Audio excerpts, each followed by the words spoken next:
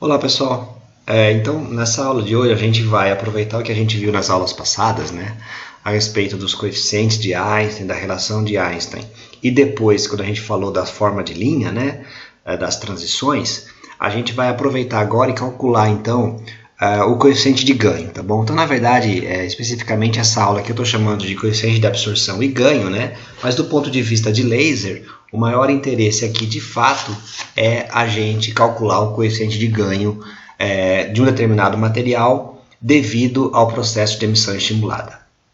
Então vamos lá. Absorção e coeficiente de ganho. Então vamos imaginar a seguinte situação. Vamos imaginar que a gente tem aqui um determinado meio material que tem um certo comprimento aqui que eu vou chamar de dx e incide nesse meio material aqui uma onda, né, um campo eletromagnético, né, uma radiação com um feixe, né, que tem uma certa densidade de energia ρ de Ni, tá bom? Então isso aqui seria a densidade espectral de energia dessa radiação que está incidindo aqui no nosso meio material, tá bom? Esse meio material a gente vai imaginar, por simplicidade, então, que é um material que a gente pode interpretar simplesmente por um sistema de dois níveis, tá bom? Então, o nível E1 e o nível E2 com populações correspondentemente N1 e N2. Então, a ideia agora é, a partir desse sistema que a gente está imaginando, então a gente incide radiação eletromagnética no material de espessura dx, que é um material que vai ser um meio absorvedor, só que esse meio não vai ser um meio qualquer, tá bom? Vai ser descrito aqui, do ponto de vista então microscópico, por sendo constituído de átomos que têm dois níveis de energia. E a nossa intenção aqui, então, é encontrar uma relação entre a absorção dessa radiação por esse material e o ganho, né, levando em conta os processos mais elementares aqui, que seriam os processos de absorção, emissão estimulada e emissão espontânea. De uma certa forma, o ganho, né, é o inverso da absorção. Então, na absorção, você vai fazendo com que essa radiação, à medida que ela vai se propagando dentro do meio material, ela vá atenuando, né? Ela vai diminuindo de intensidade, enquanto que o ganho, a intensidade vai aumentando. Então, a gente pode imaginar, assim, a grosso modo, que o ganho ele é o inverso da absorção. Então, vamos lá. Naquela situação de dois níveis de energia, então vamos escrever quais seriam, como a gente já fez nas aulas passadas, a equação de taxa que descreve a interação daquela radiação ρ, né, com o material que é um sistema de dois níveis. Vamos já imaginar aqui como a gente está querendo procurar um material que seja um material para laser, né? Então a gente vai desprezar a emissão espontânea. Isso aí mais ou menos equivaleria a gente a dizer que a emissão estimulada é predominante nesse material.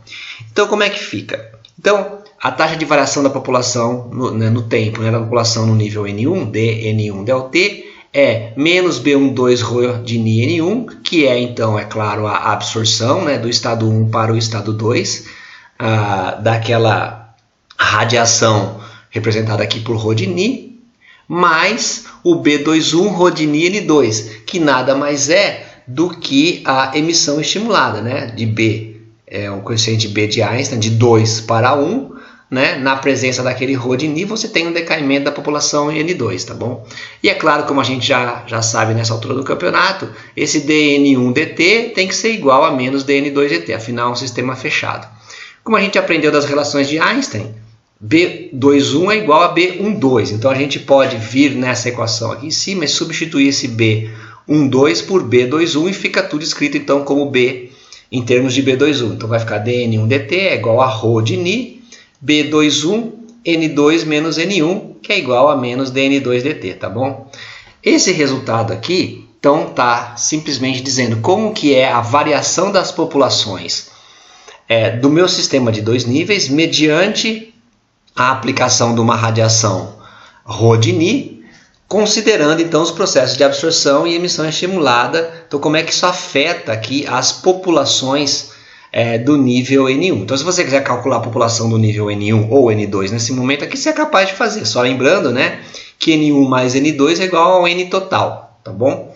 Então, você consegue, por exemplo, substituir esse N2 aqui por N total menos N1, fica uma equação diferencial só para N1 que você é capaz de resolver, por exemplo, saber como é que varia então a população no estado N1 em função da intensidade da radiação eletromagnética incidente e em função, é claro, desse parâmetro que é o coeficiente de emissão estimulada. Bom, então, beleza. Então, com isso aqui a gente consegue saber como é que está variando, né? Vamos falar só de um estado para não ficar fazendo confusão. Como é que está variando a população no estado N1. Esse resultado do jeitinho que está escrito aqui, ele considerou então uma transição fina, né? Então a gente considerou um sistema de 2 níveis extremamente estreito, né? Então a largura dessa linha aqui e a largura dessa linha aqui, ΔΝ maiúsculo é igual a 0. E a gente está considerando que a luz é estreita, dNi é igual a 0. Né? Lembrando que esse ΔNi e esse dNi, a gente usou dessa forma, essa notação desde da aula passada, quando a gente falou de forma de linha. Beleza? Então esse resultado aqui do jeitinho que está aqui, ele vale só para a transição fina e para a luz monocromática, perfeitamente monocromática, luz estreita. Bom, beleza. Vamos considerar agora o alargamento, que é o que a gente fez, começou a fazer na aula passada, quando a gente falou de forma de linha. Então vamos dizer o seguinte, o nosso material, né, o nosso meio agora, ele vai ter um alargamento ΔNi, então ele vai ter uma certa largura ΔNi, e ele vai estar centrado em N0. Então é isso daqui que eu estou representando. E essa curva aqui, né, como a gente discutiu na aula passada, né, essa grandona aqui, ó, é a forma de linha atômica, tá bom? É a forma de linha G de Ni, Ni0. Então a minha transição atômica está centrada em N0 e ela tem uma largura de linha grandona aqui, ó, a meia altura, que seria esse ΔNi maiúsculo, que vai desse lado a esse lado aqui, mais ou menos considerando a meia altura. E o dNi é o do laser, né, ou da luz que está, do campo de radiação que está incidindo no meu material, que está centrado em Nis, tá bom? Então é o Ni da fonte, né, do inglês aqui Ni source, né? Então tá aqui, ó, a largura de linha do meu laser que está centrado nesse Nis e tem uma certa largura de linha dNi. Ou seja, não necessariamente a minha onda eletromagnética, né, a minha luz que eu estou incidindo no meu meio material, ela está exatamente no comprimento de onda central da minha transição atômica. Mas se ela estiver um pouquinho deslocada, como está representado nessa figura aqui, também vai ter absorção, né? Essa luz aqui, desse comprimento de onda de Nis, ele é absorvido pelo material, ok? Só não é o melhor caso de absorção. O melhor caso de absorção é quando você está aqui no máximo da forma de linha, certo? E do jeito que está desenhado aqui também representa, em geral, a realidade física. Porque vocês estão vendo aqui que a minha largura de linha da luz, né, dNi, é mais estreita do que a largura de linha da minha forma atômica, a forma de linha da minha transição, ΔNi maiúsculo, tá bom? Que é o em geral que a gente tem, né? A luz em geral ela é mais estreita do que a linha atômica. Bom, beleza. Então vamos tentar agora levar, né, essa nova situação, onde a gente tem o alargamento, tanto o alargamento do material, ΔNi, quanto o alargamento da radiação, dNi. Como é que a gente faz isso? A gente vai usar a forma de linha como a gente já conversou na aula passada, tá bom? Que era só uma preparação para essa aula aqui. Se a gente tem N1 átomos aqui em N1 e N2 átomos em N2, então basta a gente fazer o quê? O número de átomos, por exemplo, capaz de interagir com a nossa radiação incidente lá no nosso material, né, que está numa frequência Nis e largura dNi, vai ser o quê? Vai ser N2 menos N1. Por que N2 menos N1, pessoal? Só para voltar aqui. Porque na nossa equação, que está regendo aqui a interação da luz com a matéria, aparece esse termo aqui, N2 menos N1, tá bom? Então aqui, ó, o número de átomos capazes de interagir com a radiação de frequência Nis, né, que seria a frequência da luz,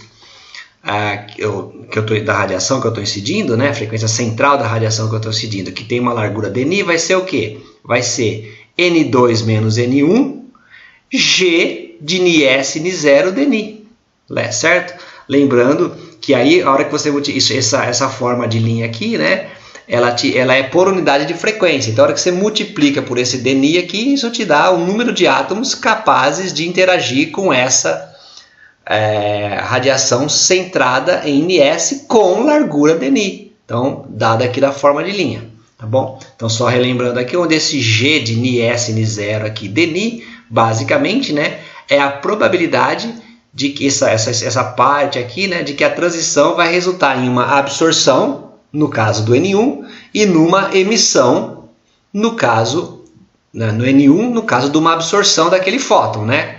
Daquele fóton daquela luz, daquela radiação que tem uma certa largura dni e está centrado em Ns. E no caso do N2, é da emissão do fóton entre a frequência Ni e Ni mais ΔNi, exatamente como a gente conversou na aula passada. Ou seja, para a gente ajustar aquela nossa equação diferencial, aquela equação que dá a taxa de população do estado N1, ou como é que está variando a população do estado N1, basta a gente multiplicar pela forma de linha centrada na frequência da minha fonte, né, da minha fonte de radiação S, e com a largura pertinente aqui da minha fonte de radiação Dni.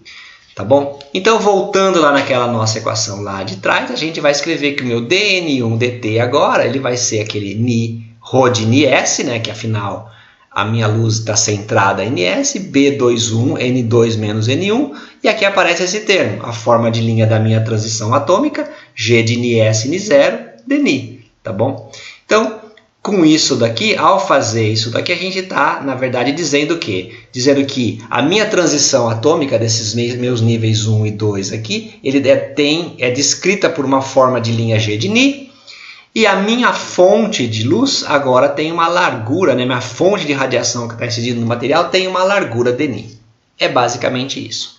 Agora a gente vai trabalhar um pouquinho com essa equação. A primeira coisa que a gente vai fazer aqui é multiplicar essa equação por Hni, que é a energia do fóton, né? Dividido por esse V esquisito, na verdade, que é o volume que a gente está ali irradiando no nosso material. Tá bom? Eu botei esse V estranho porque vão aparecer outros Vs, então a gente só usa esse V dessa forma aí, tá bom? Esse é o volume que eu estou irradiando lá da minha amostra, que eu tinha lá a minha amostra, né?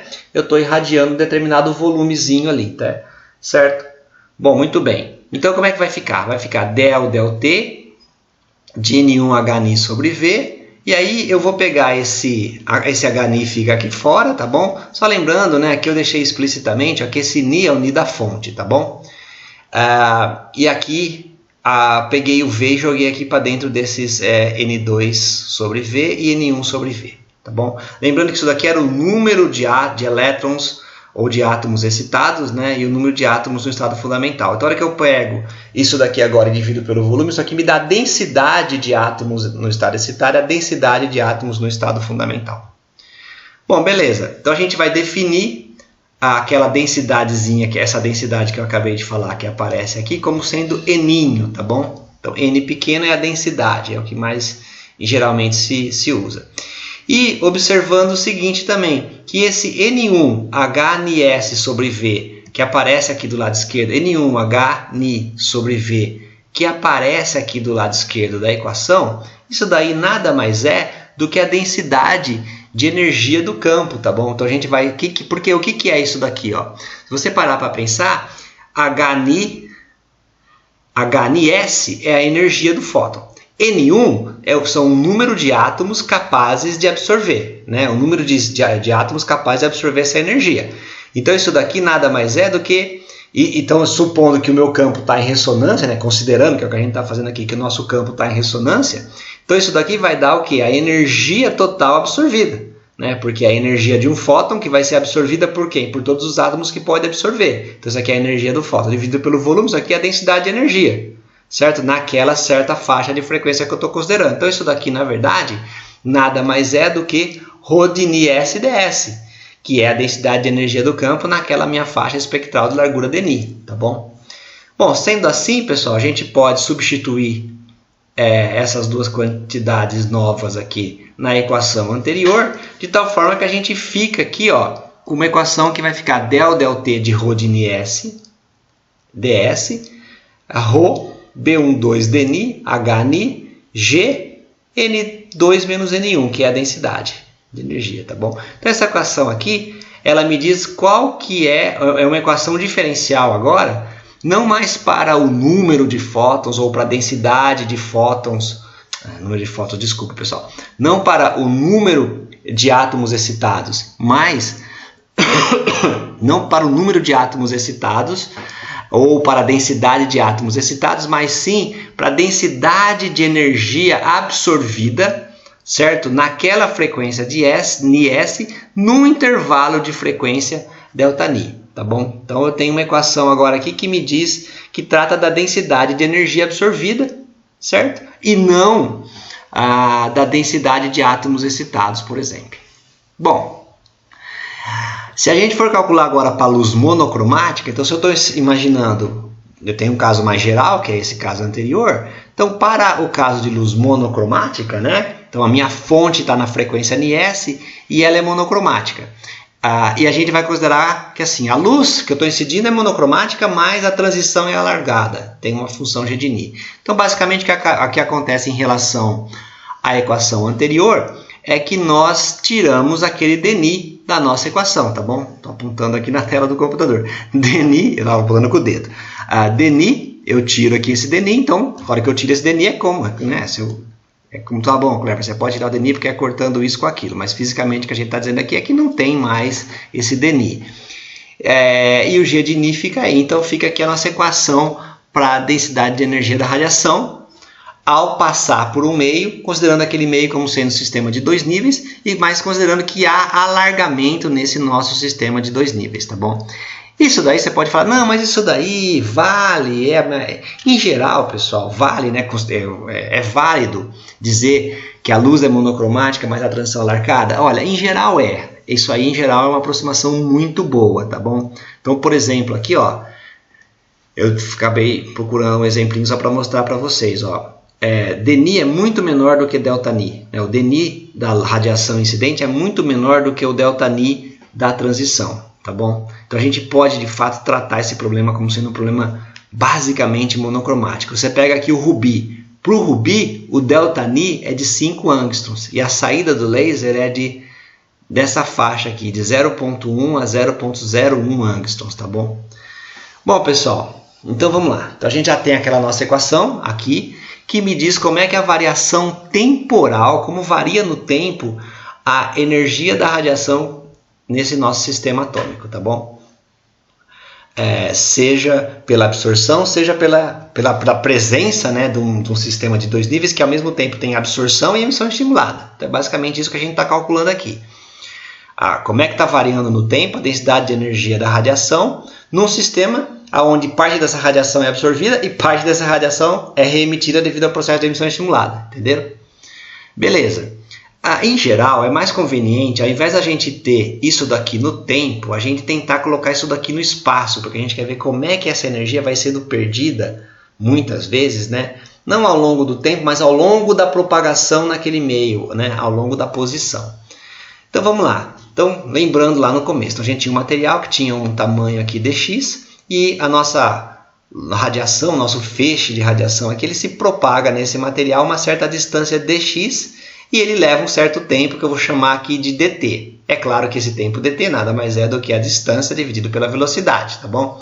Onde essa velocidade, obviamente, é a velocidade que a luz tem lá no meio, tá bom? Que eu vou chamar aqui de esse v como sendo c sobre n. E eu fiz um n meio engraçado aqui, que é o índice de refração, só para não confundir com aquele n normal que estava sendo usado para a densidade de população dos estados N1 e N2, tá bom? Então, esse N curvado aqui, basicamente, é a refração. Então, aquele V que aparece ali é C sobre N, tá bom? N é a refração. Beleza, então a gente pode escrever o seguinte, olha, aquele ΔT, que aparece aqui na minha equação, nessa minha equação aqui, eu posso escrever ele como sendo ΔΔx, Δx, ΔT, certo? Beleza, mas Δx, ΔT é V. Então, meu ΔΔt eu posso trocar por V Δx, ΔT. Então, naquela nossa equação lá de trás, vou voltar 2 slides, naquela nossa equação eu vou substituir esse ΔΔt por V ΔΔx do ρ de Ni, certo? Aí aqui aparece um ρ de Ni, B21, H cortado Ni, G, N2 menos N1, tá bom? Então, aqui que é o problema, ó. Isso aqui é N2, N1, que é a densidade de átomos no estado excitado, menos a densidade de átomos no estado fundamental, tá bom? Né? E aqui esse V é C sobre aquele N curvado, só para não confundir o N curvado, que é a refração, com esse cara aqui. Bom, pessoal, então beleza. Então agora eu passo aqui o meu V dividindo, né? Passo o meu V dividindo, e aí eu tenho uma equaçãozinha diferencial aqui, que resolvendo essa equação eu consigo determinar quem que é a minha densidade de energia, como é que a minha densidade de energia, que é a minha densidade espectral de energia, né, varia com a posição ao longo da propagação lá no nosso material. Tá bom? Então, integrando aquela equação, você passa aqui o ρ dividindo, passa o dx multiplicando, né? E aí dá uma equaçãozinha fácil aí de resolver, dá um ln, né? Aí a gente exponencia. Essa é uma equação bastante simples de vocês resolverem. E a gente encontra então o seguinte, que a minha densidade de energia ρ de ni, ela vai ser um ρ0 de ni, né? E elevado a essa coisa enorme aqui, ó, que é o que está basicamente aqui, essa integral aqui vai dar x, né? É x, né, de 0 a x, então vai dar x. Então isso aqui tudo que está aparecendo aqui no argumento da minha exponencial, tá bom? Então h ni, b12, g de ni, n2 menos n1, certo? Sobre v, é isso tudo que está lá em cima. Então, o que isso aqui está dizendo? Está dizendo que a minha densidade de energia espectral, ela vai decaindo exponencialmente com a posição x, certo? Então você tinha uma certa densidade de energia lá no início para x igual a 0, tocou no x igual a 0, isso daqui vai dar 1, ρ de ni vai ser igual a ρ0 de ni. À medida que vai se propagando, a densidade vai caindo exponencialmente, com um argumento aqui da exponencial que é dado por essa coisa que está marcado aqui, tá bom? Se a gente definir agora um coeficiente de absorção alfa como sendo n2 menos n1 vezes sigma de 2,1, onde sigma de 2,1 é h, ni s b21 vezes v sobre v vezes g, tá bom? Onde isso aqui é o que a gente chama de seção de choque, a gente pode reescrever aquela nossa equação ρ de ni como sendo aqui um alfa de ni vezes x, aonde esse alfa de ni ele é n2 menos n1 vezes o sigma 2,1. Então, vou voltar só mais um pouquinho aqui para vocês entenderem. Então, eu estou pegando essa expressão toda que está aqui, ó, tá bom? Tudo isso que está aqui e eu vou chamar de alfa, tá bom? Que é isso que eu estou fazendo aqui. Só que eu estou separando a parte que depende de n2 e n1, tá bom? Então, essa parte que tem aqui, ó.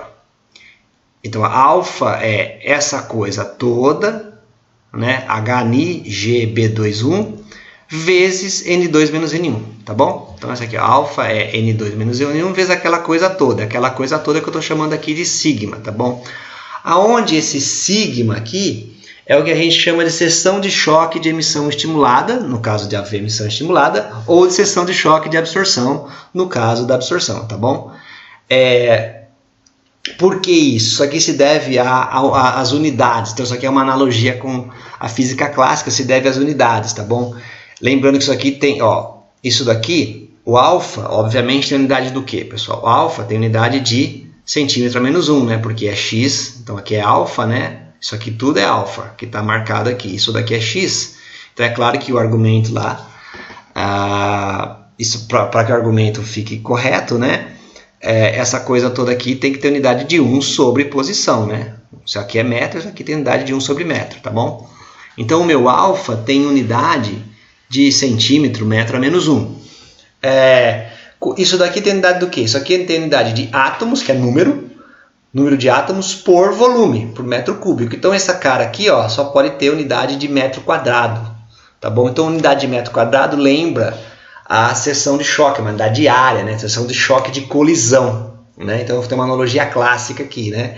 Então isso aqui se faz dessa forma porque você faz uma seção de choque de absorção. Você pode imaginar o seguinte, quanto maior for esse valor sigma 2,1, imaginando o caso de absorção, então quanto maior for esse sigma 2,1, maior seria a seção de choque de absorção do seu sistema atômico para os fótons. Então você vai ter uma maior absorção de fótons, entendeu? Quanto menor for essa seção de choque de absorção, esse sigma 2,1, né? Menor essa área de colisão com os fótons, menor a absorção, tá bom? Essa é a analogia clássica que dá para fazer. Se você olhar aqui, faz um certo sentido, né? Esse sigma 2,1 depende aqui, ó, esse h ni sobre a velocidade, depende da forma de linha, né? Então depende aonde a tua frequência da tua radiação está em relação ao n0, né? Quer dizer, quanto mais em ressonância você tiver, maior vai ser esse número g, né? Se Ns for igual a n0, esse g é 1, né? É o máximo. Se você está um pouco para fora de ressonância, você não está exatamente em ressonância com o teu sistema atômico, é um pouquinho menor. Mas depende desse B21 ou B12, né? Depende se você está querendo falar aqui de transição de absorção ou de emissão. E esse B21 basicamente é uma coisa que a gente sabe que está ligada à probabilidade de absorção ou probabilidade de emissão estimulada, tá bom? Então, por isso que uma seção de choque maior de absorção significa que você tem um B21 maior e que você está em mais ressonância. Uma probabilidade menor significa que você está ou mais fora de ressonância ou como o seu sistema, por a sua natureza, tem menor coeficiente B de Einstein, seja de emissão, se você está falando de emissão, seja de absorção, se você está falando de absorção. Beleza? Então isso é para dar um entendimento. Então, beleza. Então, a nossa equação lá de trás, voltando de novo 2 slides, que era essa daqui, a gente só reescreve ela dessa forma. Então, meu ρ é o ρ0 elevado a menos alfa x. Se algum de vocês aí já fez alguma coisa em algum laboratório, essa daqui, pessoal, o que a gente fez aqui é uma pequena dedução da lei de Beer-Johnson, tá bom? Se aqui, ao invés de estar trabalhando com densidade de energia, eu estivesse chamando isso daqui de intensidade, né? Intensidade da radiação, então isso aqui está dizendo que o meu I é igual a I0 elevado a alfa x, tá bom?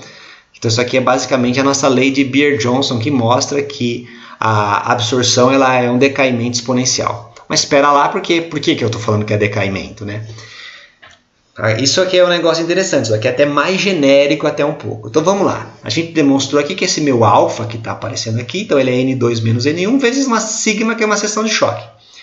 A seção de choque, como a gente viu, é uma coisa que depende da natureza do teu átomo, basicamente, certo? Porque depende da forma de linha G, formas constantes, tá? Depende da forma de linha G e depende dos coeficientes B de Einstein, que é uma coisa que depende da probabilidade de absorção ou de emissão estimulada. Então isso daí é uma coisa que é da natureza atômica, tá bom? Então por isso que a gente até separa isso. E N2 e N1 são as populações, né? As densidades, né? De população dos nossos estados lá, tá bom? Então, dessa equação aqui, olha que coisa bacana que a gente consegue ver. Se N1 for igual a N2, o alfa é igual a zero.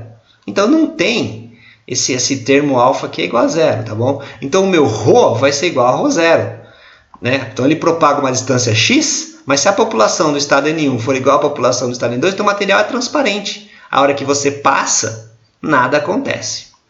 Se N1 for maior do que N2, se N1 for maior do que N2, o seu alfa vai ser negativo. E aí você tem o quê? A atenuação. Como o teu alfa é negativo, né? É como se esse cara aqui tivesse sinal de menos, você tem uma queda exponencial. Aí sim, essa é a tal da lei de Beer-Johnson. Então, quando é que você tem a lei de Beer-Johnson?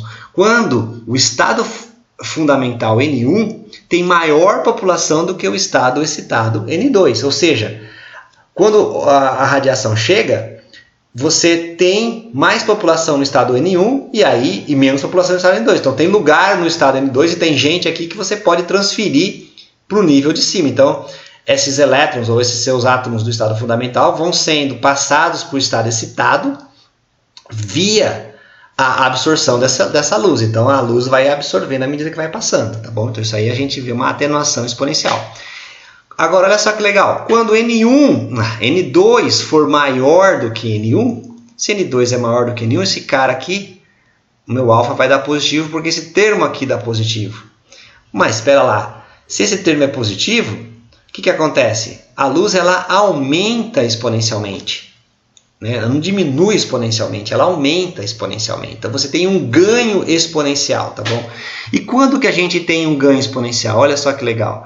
A gente tem um ganho exponencial quando a população no estado 2, no estado excitado, é maior do que a população no estado fundamental. Certo? Então, de uma certa...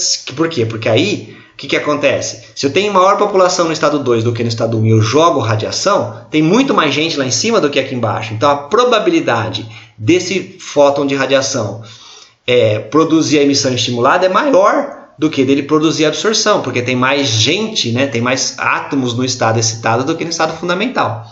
Então, é isso que tem que fazer para que haja ganho. Então, aqui você já começa a perceber o seguinte: nesse nosso sistema, ao propagar a luz por um material que tem interação com a radiação, a maneira da gente ter ganho devido à emissão estimulada é se a população do estado excitado for maior do que a população do estado fundamental, perceberam? Ou seja, isso é o que a gente chama de inversão de população. Por que inversão de população? Na distribuição de Maxwell-Boltzmann, no equilíbrio térmico, em geral, as populações dos estados mais altos, elas são menores, né? Você vai distribuindo, né? A tendência é que nos estados de menor energia você tenha maior população. Então, você tem que inverter a população, você tem que fazer que tenha mais população no estado mais excitado do que no estado mais fundamental, que é o que é o requisito para que o meu alfa seja positivo e para que aquela radiação, então, ao atravessar o material, ela seja amplificada devido à emissão estimulada. Porque senão, quem ganha é a absorção. Se não for assim. Então, isso aqui ó, é a obrigatoriedade de haver inversão de população. Mas a gente vai voltar a falar isso mais tarde no curso. Mas já fica aí a dica. Bom, pessoal. Então, beleza. A nossa seção de choque, como a gente viu, está ligado ao B21, né? Tá escrito aqui, ó. A nossa seção de choque, σ2, que é aquela quantidade que depende lá do nosso átomo, depende do B21 e depende do G de Ni. Mas, né, gente, o B21, que é o coeficiente B de Einstein, a gente sabe calcular, né? A gente já viu isso daí lá atrás. Ele vai aqui com... Então, o nosso B21 tinha uma das relações de Einstein lá, né? Tá aqui, ó, que o B21 está relacionado com o coeficiente A de Einstein, né, da emissão espontânea, por essa expressão aqui, tá bom? Dando uma reajeitada aqui, a gente escreve esse V como sendo C sobre N, né? N é índice de refração ao cubo, e aí essa expressão fica desse jeito, tá bom? Então a gente pode substituir esse B na nossa seção de choque, que a gente acabou de definir, então fica H-Ni sobre V, V é C sobre N, aí aonde tem B eu substituo essa expressão toda aqui. Por que você faz isso? Porque aí você começa a poder expressar a tua seção de choque, σ21, em termos de quantidades que você em geral sabe. Porque em geral você quer expressar em termos de alguma coisa que você sabe para ficar mais fácil calcular. Então ao fazer isso vai ficar aqui, ó, a minha seção de choque ela vai ficar em termos da largura da forma de linha, que é uma coisa que eu preciso medir para o meu sistema atômico, da frequência, aqui fica a velocidade da luz, índice de refração, que é uma coisa fácil de medir, e fica em termos do coeficiente A de Einstein, né, do coeficiente de emissão espontânea.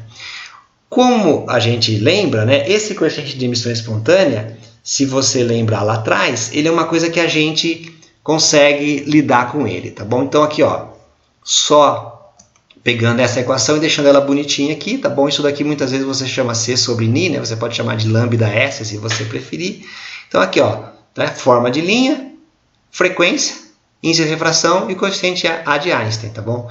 Então, observação rápida aqui. Ó, se você for ter ganho, né, o N2 tem que ser maior do que N1. Beleza. Maior vai ser o seu ganho quanto maior for a sua seção de choque. Então, quem vai determinar quão grande é o teu ganho é a sua seção de choque. Como é que você aumenta a seção de choque? Tem duas maneiras de fazer isso, pessoal.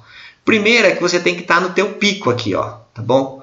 Seu ganho vai ser maior quando a sua seção de choque vai ser maior. Então, o ganho é maior quando a seção de choque é maior. E a seção de choque é maior quando você tiver mais em ressonância, quando você maximizar esse valor da forma de linha G, tá bom? Então, quando a transição tem maior probabilidade. Então, se o seu NIS estiver em ressonância, tá bom? Então, isso aqui, o seu ganho vai ser maior se você estiver no centro da tua forma de linha, tá bom?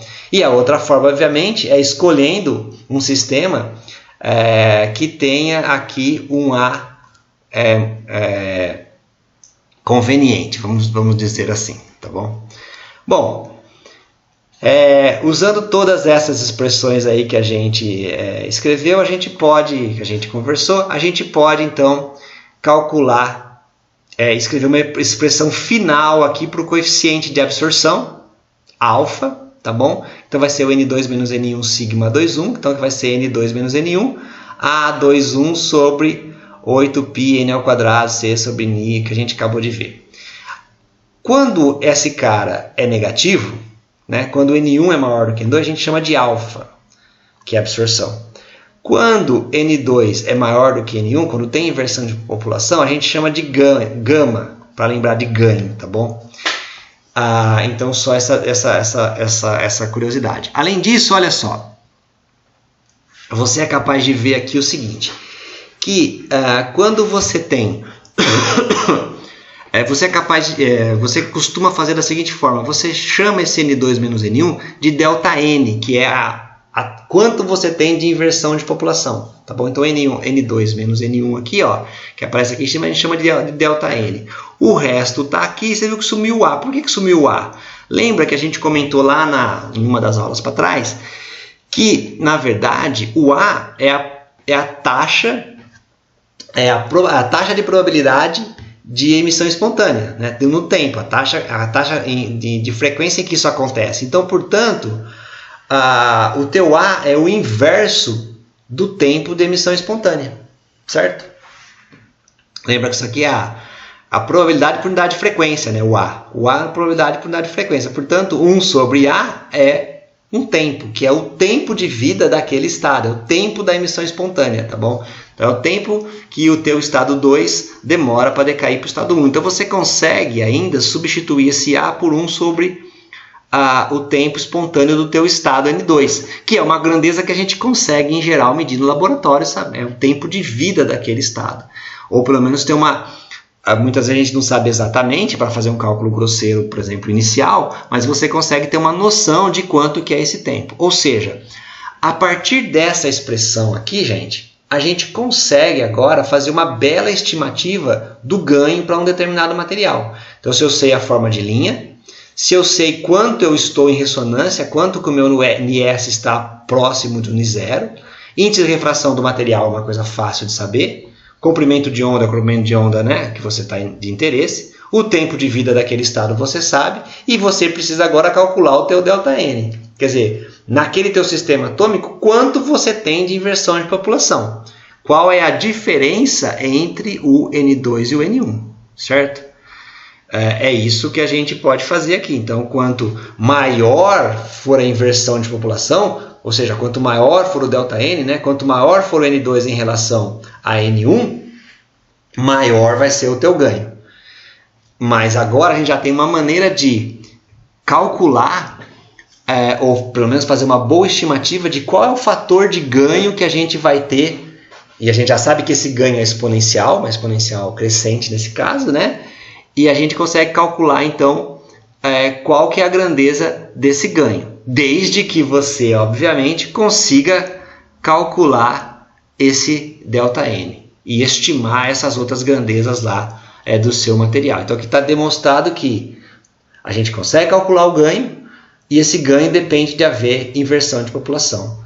E esse ganho ele vai ser dependente aqui de alguns parâmetros do material, como, por exemplo, quanto você está afastado da forma de linha e qual que é o tempo espontâneo do teu material, o tempo de vida espontâneo, tempo de emissão espontânea também chamado, lá do teu material. Bom, pessoal, então na aula de hoje que eu queria falar para vocês era isso, e na próxima aula então a gente continua a mostrar como é que esse fator de ganho agora vai influenciar na construção de lasers.